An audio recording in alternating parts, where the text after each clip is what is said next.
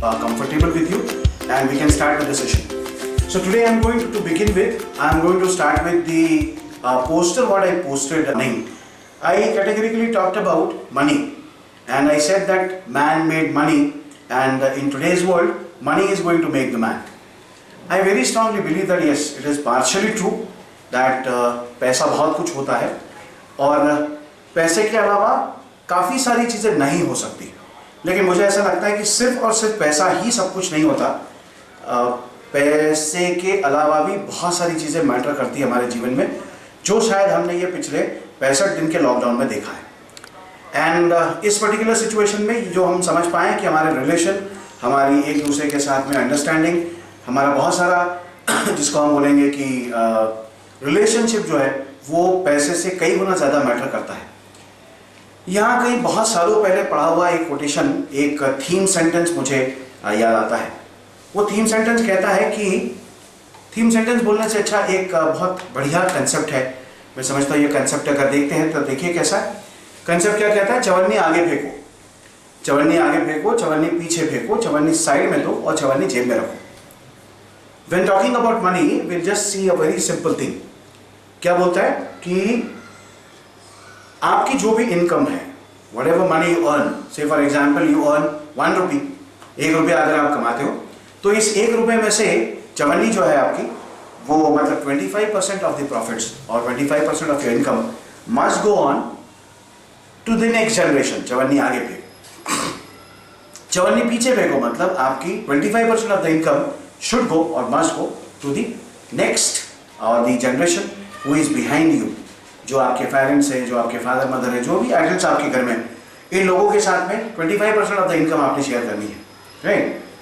अब चवन्नी आगे फेंको, चवन्नी पीछे फेंको, चवन्नी साइड में दो। चवन्नी साइड में दो का मतलब ये कि जो भी 25% आपकी इनकम है वो 25% इनकम आप अपने अड़ोसी पड़ोसी को दो, अपने नेबर्स में दो, अपने सोसाइटी में दो, चैरिटी करो, may be possible, do something good for the society. और बचा हुआ जो 25% है वो जेब में डालो।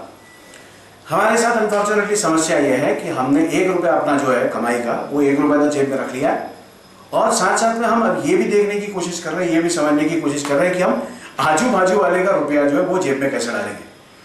और यहीं से सारी समस्या, यहीं से सारा प्रॉब्लम जो है वो शुरू होता है।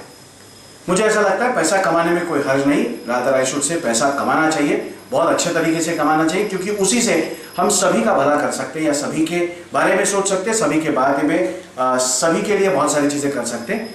ये कैसे करना है? तो करियर से जुड़ी हुई या प्रोफेशन से जुड़ी हुई जितनी सारी चीज़ें हम आज सीख पाएंगे या देख पाएंगे, मुझे ऐसा लगता है will go little more deeper into understanding what money is and how we can earn money rather than just trying to make money.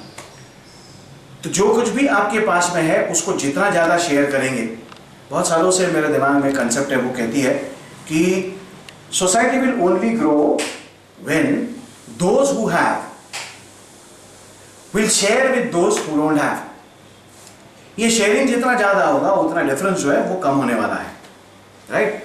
लेकिन लगभग 9.5 लाख के आसपास स्टूडेंट जो है वो कॉमर्स करते हैं। इसका मतलब ये कि जितने बीए स्टूडेंट्स करते हैं लगभग उतने ही स्टूडेंट्स बीकॉम और बीएससी ऑप्शन लेते हैं। तो बीकॉम करने के बाद हमने क्या करना चाहिए और बीएससी करने के बाद हमने क्या करना चाहिए, इसके ऊपर आज हम बात करने वाले हैं। लेकिन इसके साथ साथ में सिर्फ बीकॉम नहीं, मैं उसके साथ साथ में बीबीए, बीसीए और बीसीसीए, ये तीनों ऑप्शंस को एक साथ जोड़ने वाला हूं, क्योंकि बहुत सारे मल्टीपल डोमेन्स हैं जो कॉमन है। कॉमर्स ग्रेजुएशन या कॉमर्स से जुड़ा हुआ या फाइनेंस से जुड़ा हुआ जो भी ग्रेजुएशन आप कर रहे हो, इस ग्रेजुएशन के बाद में कॉमनली जो आप चीजें करते हो वो हम देखेंगे। लेकिन बीकॉम करने के बाद में the most common options preferred today, ये मैं थोड़ी सी आपसे बात करूंगा, and then we'll go further into specifics और क्या क्या कर सकते हैं, ठीक है? तो कॉमर्स ग्रेजुएशन के बाद में सबसे कॉमनली जो चीज लोगों के बारे में, लोगों के दिमाग में आता है वो है चार्टर्ड अकाउंटेंसी, या जैसे मैंने पिछली बार भी आपसे कहा था वो है कंपनी सेक्रेटरी। तो चार्टर्ड अकाउंटेंट बनने के लिए प्रोसेस जो है वो काफ़ी लंबी है, उसके लिए आपको सीपीटी देना पड़ता है, वो एक एंट्रेंस एग्जाम होती है जो आप 11th-12th में प्रिपेयर करके दे सकते हो। लेकिन साथ साथ में आपने ग्रेजुएशन करते करते भी ये काम आप कर सकते हो, सीपीटी आप दे सकते हो। वो करने के बाद में आपको आईपीसीसी की एग्जाम देनी पड़ती है, और आईपीसीसी की एग्जाम इन द सेंस वो कंटिन्यूएशन में प्रोसेस रहती है। तो आईपीसीसी आपको करना पड़ता है जिसमें 2 ग्रुप्स है, और आर्टिकलशिप भी आपको करनी पड़ती है। या करनी होती है, and then you have to appear for your final CA. ठीक है, अब ये फाइनल सीए में आपके ग्रुप 1, ग्रुप 2 या ग्रुप ए और ग्रुप बी, ऐसे 2 ग्रुप्स होते हैं जिसमें आपको काम करना होता है। मुझे लगता है चार्टर्ड अकाउंटेंसी ये बहुत बेहतरीन प्रोफेशन है जो कि आपको बहुत सारे डोमेन्स में काम करने का मौका देता है, राइट। और ये बहुत सारे डोमेन में मौका देता है, तो ये कंपनी में भी काम करने को देता है, आपको प्राइवेट प्रैक्टिस करने का भी मौका देता है। You can work along with law and chartered accountant together. Second most sorted option after doing your commerce graduation is doing your masters. MCOM जब आप करते हो तो बेसिकली आप एक सिस्टमैटिक स्टडी करते हो जिसमें अकाउंटेंसी है, जिसमें फाइनेंस है, जिसमें इकोनॉमिक्स है, टैक्सेशन है, मार्केटिंग एंड ऑब्वियसली मैनेजमेंट है। इन चीज़ों का आप सिस्टमैटिक पढ़ाई करते हो, सिस्टमैटिक विचार करते हो, and you can go further into it. Almost 100% universities में, हिंदुस्तान भर के ऑटोनॉमस और डीम्ड यूनिवर्सिटीज़ में भी, बहुत सारे कॉलेजेस में और इंस्टीट्यूशन में एमकॉम ये ऑप्शन होता है, जो कि आप कंफर्टेबली जिस शहर में आप रहते हो उस शहर में आप कर सकते हो। कौन से कॉलेज में एडमिशन लेना, again the question comes in कि एमकॉम करने के लिए तो बहुत सारे लोग ऐसे होते हैं जो वर्किंग करते करते भी मास्टर्स इन कॉमर्स करते हैं। तो any university you can go in for, any top institutions also you can go in for doing your masters in commerce. इसके बाद में third most sort career option is MBA. Commerce करने के बाद में या बीबीए करने के बाद में या बीसीए बीसीसीए करने के बाद में मोस्ट प्रिफर्ड ऑप्शन आज की डेट में जो है वो है एमबीए। जैसा मैंने आपसे कहा था कि हिंदुस्तान भर में करीब 2 लाख विद्यार्थी है जो हर साल एमबीए करके पास आउट होते हैं, और इस एमबीए को करने के लिए आपको बहुत सारी कॉम्पिटिटिव एग्जाम्स है जिनको अपियर करना पड़ता है, जैसे कैट है, सैट है, मैट है, अटमा है, जी मैट है, उसके बाद में स्नैप है एंड IIFT है। बहुत सारे कॉम्पिटिटिव एग्जाम्स है, या CET आपकी जो स्टेट एंट्रेंस एग्जाम होती है उसके जरिए you can enter into the masters of business administration. इस डोमेन में आप काम कर सकते हो। मेरे ख्याल से थोड़ा सा इसमें इनपुट देने की आवश्यकता इसलिए भी है क्योंकि यहाँ से आगे further from this situation in the coming 6 months of time you will observe and you will see that most of the students will be obviously going in for post graduation के लिए लोग जाएंगे, क्योंकि इमीडिएट जॉब अपॉर्चुनिटी अवेलेबिलिटी जो है वो कम हो गई है या होने वाली है, हो चुकी है almost all. World wide recession चल रहा है, हमको मालूम है, हिंदुस्तान भर में रिसेशन हो रहा है, चल रहा है, जॉब्स में कटौती हो रही है, ये हम देख पा रहे हैं। और मुझे ऐसा लगता है कि यहाँ से आगे थोड़ा सा 2 साल पेशेंस रखते हुए एजुकेशन कंटिन्यू करना आपके लिए, सभी के लिए बेनिफिशियल और बेटर होगा। This is what I feel. 2 साल आपको डेवलप करने में, अपनी बेटर अपॉर्चुनिटी सीख करने में आप थोड़ा समय बिताएंगे तो अच्छा रहेगा। तो देखते हैं एमबीए में स्पेशलाइजेशंस कौन कौन से हैं। Most sort options again MBA के लिए finance, HR, IT, distribution, logistic और सप्लाई चेन मैनेजमेंट। मेरे ख्याल से इसको कॉमनली अभी लोग डीएलएस ऐसा कहते हैं। ये एक्चुअली सप्लाई चेन मैनेजमेंट जो है वो और डिस्ट्रीब्यूशन जो है वो ये लॉजिस्टिक्स का ही एक मेजर पार्ट है। हम इसके बारे में थोड़ा सा एलैबोरेटिव बात करेंगे।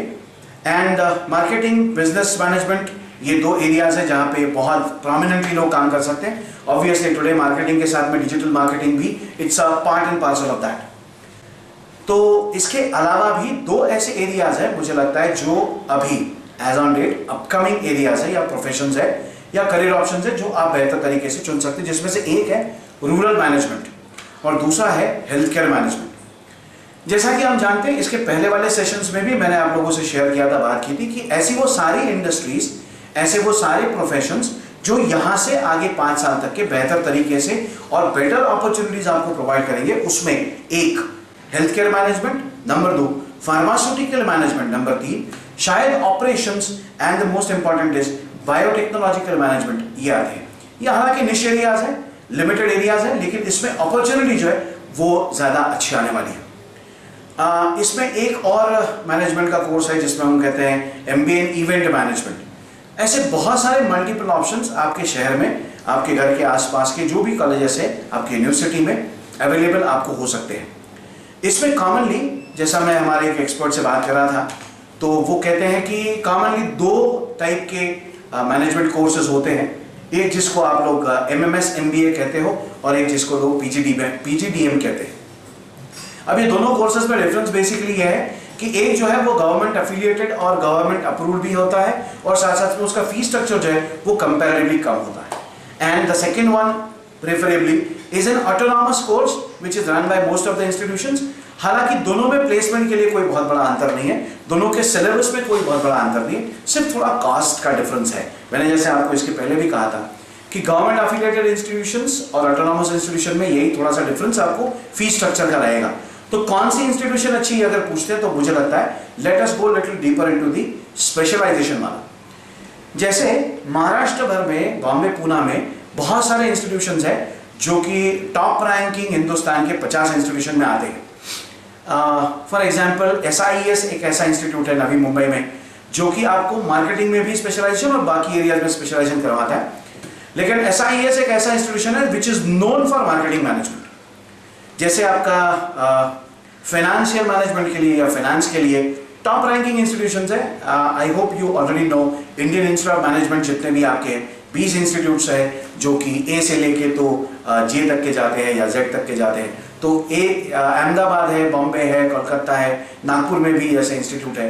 तो अलग अलग जितने भी IIMs है, इंडियन इंस्टीट्यूट ऑफ मैनेजमेंट है, ये सारे IIM जो है वो भी बेहतरीन एजुकेशन ऑब्वियसली देते हैं and these are the top most institutions pan India. लेकिन इसके अलावा ऑटोनॉमस और private institutions, government affiliated institution जो है MBA के, उसमें की जैसे JBIMS है, नरसिंह मोंजी इंस्टीट्यूट है, उसके बाद में SP जैन है, SIES का जैसा मैंने अभी नाम लिया था आपको बोला था, जैसे KJ सोमैया है, सिडनहैम है, NC दालमिया है, टॉप रैंकिंग इंस्टीट्यूशंस है। जैसे सिम्बायोसिस इंस्टीट्यूट है जो पूना में है और नागपुर में भी है, जैसे IMT गाजियाबाद और नागपुर, ये दोनों ब्रांचेस है। मुझे लगता है कि ये जितनी भी इंस्टीट्यूशंस हैं ये सारी इंस्टीट्यूशंस प्रीमियम इंस्टीट्यूशंस हैं। इसके अलावा हिंदुस्तान भर में बहुत सारे इंस्टीट्यूशंस हैं अपने अपने रीजन में। मैं नागपुर सिटी में हूँ, महाराष्ट्र में हूँ, तो ऑटोमेटिकली मैं थोड़ा सा महाराष्ट्र के बारे में बात करूंगा। लेकिन भोपाल में है, रायपुर में, छत्तीसगढ़ में है, जैसे मध्य प्रदेश में है, आसपास के एरिया में आपके रीजन में जितने भी इंस्टीट्यूट्स है उसमें से कौन कौन से इंस्टीट्यूशन टॉप रैंकिंग है। NIFR करके एक गवर्नमेंट का रैंकिंग है जो कि डिटेल प्रक्रिया के साथ में किया जाता है, जो किसी भी इंस्टीट्यूशन को एक हिंदुस्तान भर की या नेशनल लेवल की रैंकिंग देता है। तो आपका इंस्टीट्यूट NIFR रैंकिंग के हिसाब से कहाँ पे आता है वो आपको देखना। चलिए आगे बढ़ते हैं। मोस्ट सॉट करियर ऑप्शंस में से चार्टर्ड अकाउंटेंसी पहला, MCOM मतलब मास्टर्स ऑफ कॉमर्स दूसरा, उसके बाद में MBA या तीसरा मैंने आपसे कहा। उसके बाद में late us go little into different area. ऐसा वो एरियाज है जहाँ पे बहुत सारे लोगों को शायद नहीं मालूम है, जैसा CMA बोलते हैं, सर्टिफाइड मैनेजमेंट अकाउंटेंट, है ना। Now these are certain certificate courses या सर्टिफाइड कोर्सेज है जो कि इंडिपेंडेंट बॉडीज इसको रन करती है। लाइक सर्टिफाइड फाइनेंशियल एनालिस्ट है, जैसे सर्टिफाइड पब्लिक अकाउंटेंट है, CPA जिसको हम कहते हैं। उसके बाद में FRM है, जैसे financial risk management and global association of risk professional जिसको GARP कहा जाता है, ये भी इंडिपेंडेंट कोर्सेज अपने रन करती है। इसके अलावा एक और एरिया जिसको हम BAT कहते हैं, that is business accounting and taxation, जहाँ पे आप अपने अलग अलग कोर्सेज करके, इसमें बहुत सारे सर्टिफाइड कोर्सेज भी है, इसमें बहुत सारे डिप्लोमा कोर्सेज भी है जो आप करके अपने करियर को, प्रोफेशन को एक शेप दे सकते हैं। चलिए इसमें एक और इंस्टीट्यूशन का नाम मैं लेता हूं, जो इंस्टीट्यूशन कहती है कि association of chartered certified accountants, ACCA। Now this gives you N international financial reporting diploma. अब ये 6 मंथ्स का डिप्लोमा है, ये 1 साल भर का डिप्लोमा है and you can work as an international financial reporter. Financial reporting कहाँ कहाँ होती है, तो हम जितने भी ऑर्गेनाइजेशंस है, जितने भी बैंकिंग्स है, जितने भी MBA NBFCs है, नॉन बैंकिंग फाइनेंशियल इंस्टीट्यूशंस है, इनकी फाइनेंशियल रिपोर्टिंग होती है। फाइनेंशियल जैसे कोई लोन देता है आपको, या जैसे लार्ज अमाउंट में बिजनेस के लिए बोलो, या हाउसिंग लोन है आपको देता है, तो उसकी रिपोर्टिंग जो होती है, मतलब वो इंडिविजुअल सही माने में फाइनेंस लेने के योग्य है कि नहीं, ये रिपोर्टिंग कोई तो करता होगा। तो ये करने वाले लोग जो है वो सर्टिफाइड फाइनेंशियल रिपोर्टर्स होते हैं, सर्टिफाइड रिस्क मैनेजमेंट के लोग होते हैं। And these are the people who actually inform the banks and NBFCs whether yes this individual is liable, और इसको देने योग्य ये आदमी, ये व्यक्ति है कि नहीं। आगे बढ़ते हुए तो हमने आगे क्या करना चाहिए कॉमर्स करने के बाद। ये कोर्सेज तो है, लेकिन which areas we can actually function into. देखिए व्हाट टू डू और what can be done after doing your commerce graduation.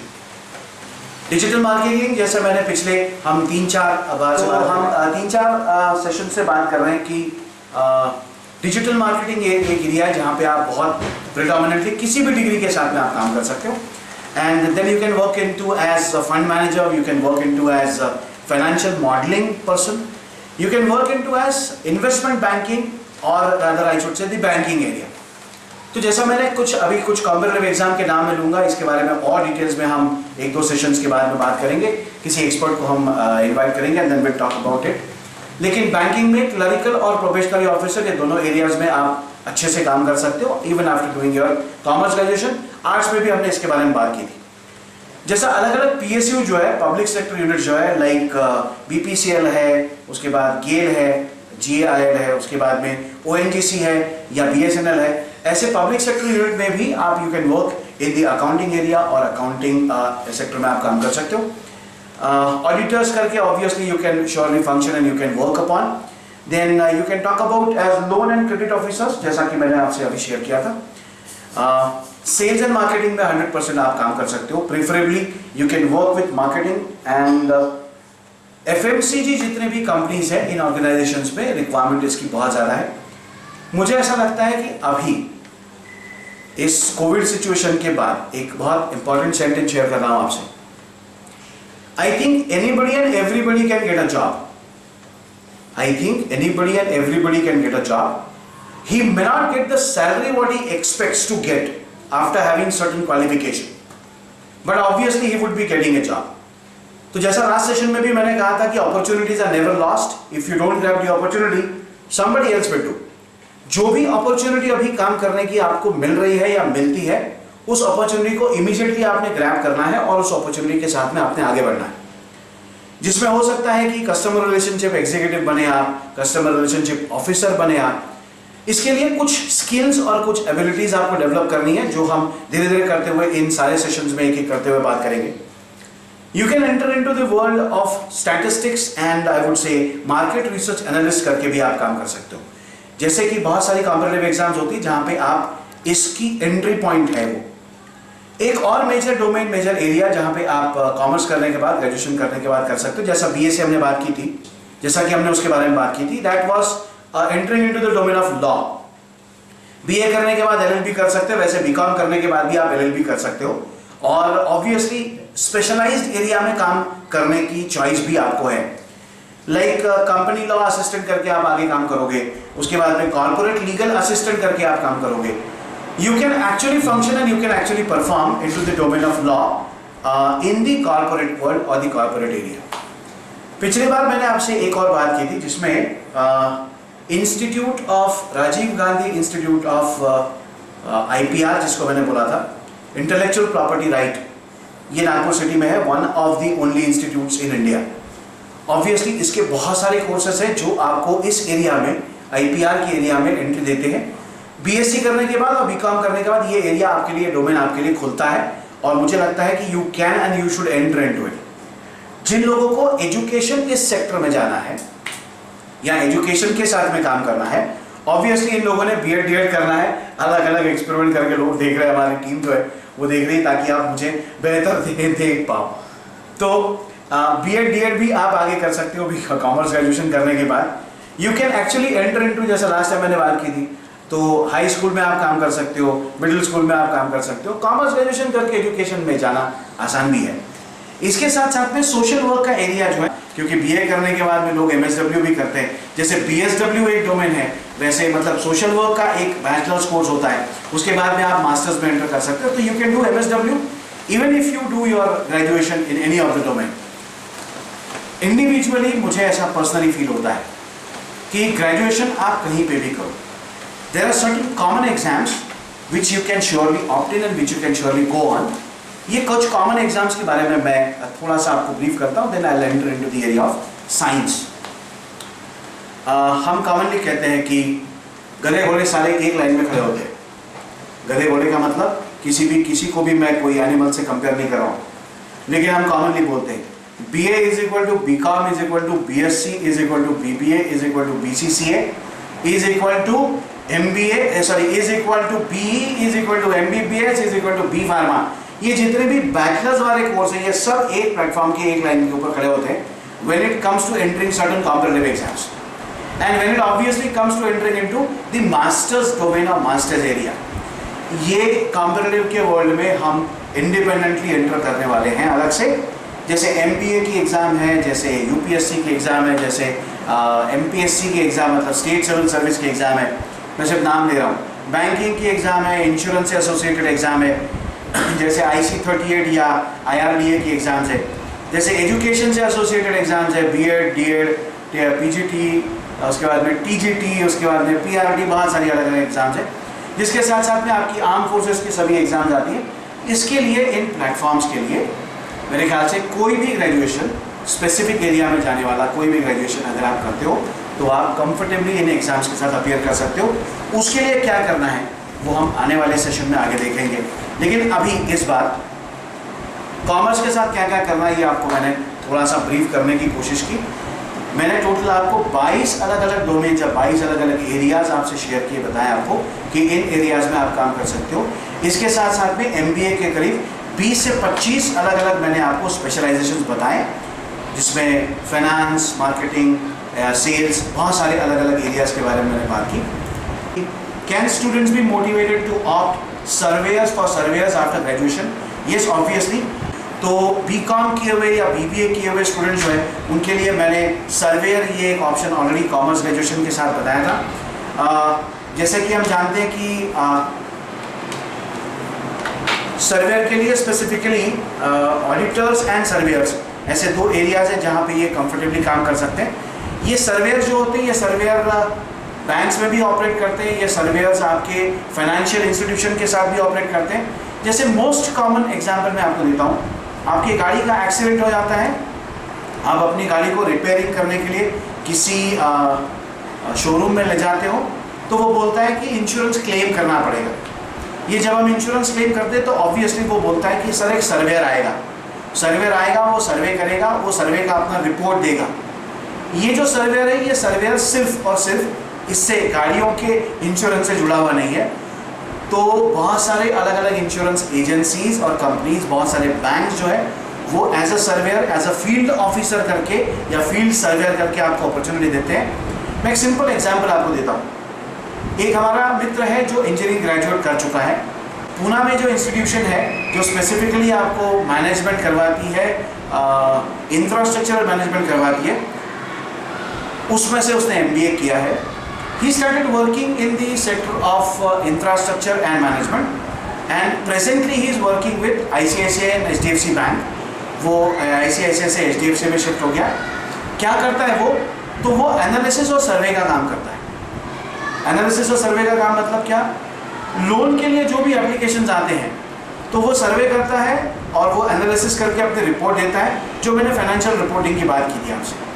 तो ये दोनों तीनों काम जो है वो मिक्स करता है। सर्वेयर की जैसे जय सर ने बात की है तो 100% students can be motivated and students can be informed and in details can be told about entering into survey. लेकिन सर्वेयर कितने होंगे? तो you can work with some insurance company as an panelist. उनके सर्वे के panels होते हैं, उस सर्वे panel में आप अपना नाम दर्ज करवा सकते हो। चांस अपॉर्चुनिटी आपको कैसे मिलेगी, कहाँ मिलेगी, ये अभी मैं नहीं बोल सकता हूँ, लेकिन obviously you can empanel yourself into the insurance companies or agencies and you can empanel yourself into the various automobile sector बोलो या infrastructure वाले areas बोलो, यहाँ पे आप अपने आप को सर्वे के लिए कर सकते हैं। Great. Anything else you have? Otherwise we'll go further. हम थोड़ा सा आज के लिए यहाँ रुकते हैं, तो आज के लिए हम यही रुकते हैं। Thank you very much. Stay safe.